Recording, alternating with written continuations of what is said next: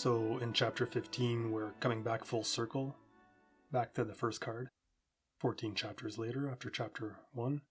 In the first chapter of Matthew, it talks about the family tree of Jesus, and in chapter 15, we have family trees in general. The chapter begins with talk about having respect for our elders, our parents, and after that, again, regarding the family tree again, we have Hebrews versus Gentile theme. So basically focusing on the family tree of Israel versus the family tree of other nations. The scribes and Pharisees asked Jesus why his disciples transgressed the elders' tradition by not washing their hands.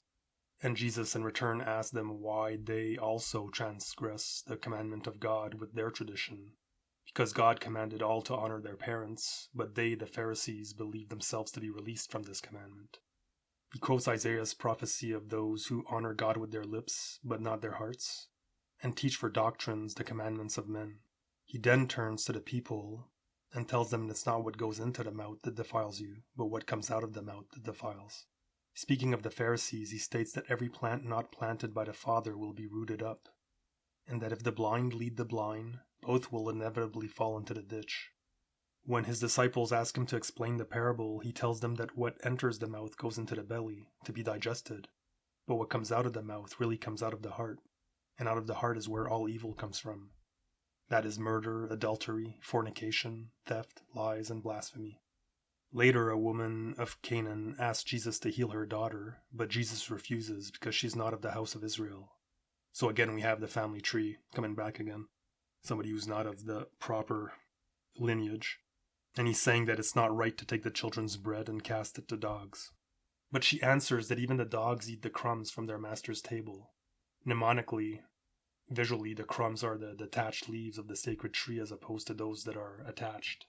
Jesus commends her great faith, and her daughter is instantly healed. Then Jesus goes on a mountain near the Sea of Galilee, and the crowds follow him there, where he heals the sick. After 3 days of this, and the people not eating anything, Jesus, feeling for them, proceeds to feed them, as he did earlier with the 5,000. But this time by blessing 7 loaves, with a few little fishes, he feeds over 4,000 people, and 7 full baskets remain. Jesus then boards a ship for the coast of Magdala.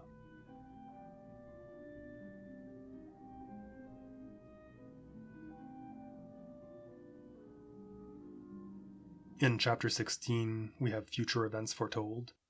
The Pharisees and Sadducees ask Jesus for a sign from heaven. He answers them that in the evening, if the sky is red, they'll predict, as is custom, fair weather, yet they can't discern for themselves the signs of the times. It's a wicked and adulterous generation that seeks after signs, he says, and no sign shall be given it, except the sign of the prophet Jonas.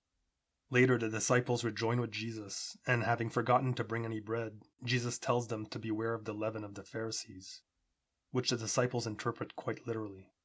Jesus chastises them for not understanding, and he reminds them of the 5,000 and 4,000 that were recently fed. The disciples finally understand that Jesus was speaking symbolically, and that the Pharisees' leaven is to be interpreted as the Pharisees' doctrines. Later, Jesus asked his disciples as to who the people say that he is. They answer either John the Baptist, or Elijah, or Jeremiah, or some other prophet.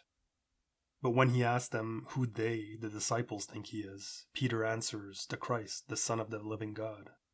Jesus goes on to predict, Peter, upon this rock I will build my church, and that the gates of hell will not prevail against it. Yet immediately after this, after Jesus has revealed that he will be persecuted and killed and then will be risen on the 3rd day, which Peter adamantly refuses to believe, Jesus tells Peter, "Get thee behind me, Satan." He then turns to his disciples and says that anybody who wishes to come after him has to deny himself, and he has to take up his cross and follow him. And he tells them that whoever saves his own life will lose it, and that whoever loses it for the sake of Jesus will find it. For what's the use of someone gaining the whole world if they lose their soul? Then he predicts that the Son of Man will come in the glory of his Father with his angels, and reward everyone according to their works.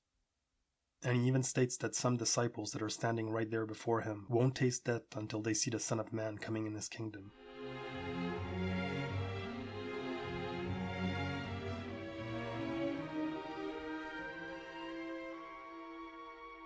In chapter 17, we have the Transfiguration. Jesus brings Peter, James, and John high up in a mountain, where he is transfigured before them, his face shining like the sun. And Moses and Elijah also appear next to him. Peter suggests that they build 3 tabernacles for Jesus, Moses, and Elijah. Then a voice comes out of the sky and says, "This is my beloved Son, in whom I am well pleased. Hear him." The same statement that was made 14 chapters earlier, in the same card, in chapter 3, in the Three of Wands, when John the Baptist baptized Jesus. As you could see, often these strange coincidences seem to repeat every 14 chapters, or in 14 chapter increments. The disciples fall on their faces in fear, but when they look again, they see only Jesus. Jesus orders them to say nothing of this until he has risen from the dead. The disciples ask Jesus why the scribes say that Elijah must come first. He tells them that Elijah has already come, but that they didn't recognize him. Then the disciples understand that he's speaking of John the Baptist. And we again come back to the Three of Wands, in the 3rd chapter where John the Baptist was introduced. Later, a man comes to Jesus and complains that his disciples have not been able to cast an evil spirit from his possessed son. "O faithless and perverse generation," he says, "how long shall I be with you? How long shall I suffer you?" And he rebukes the devil, and immediately it leaves the child. His disciples ask him why is it they couldn't cast it out, and he tells them that it's because of their unbelief. For if they had the faith of only the size of a mustard seed, then even mountains would be removed at their command. Nothing would be impossible to them. Later in Galilee, his disciples become extremely saddened when he informs them of his fate, that of being betrayed, killed, and then risen from the dead. Then sometime later in Capernaum, tax collectors come to Peter asking whether his master pays taxes or not. But Jesus instead asks Peter whether the kings collect from their own children or from strangers. When Peter answers from strangers, Jesus says, "Then the children are free." "Nevertheless," he continues, "go to the sea and catch a fish, and in its mouth you'll find a piece of money to give to the tax collectors on behalf of both you and me."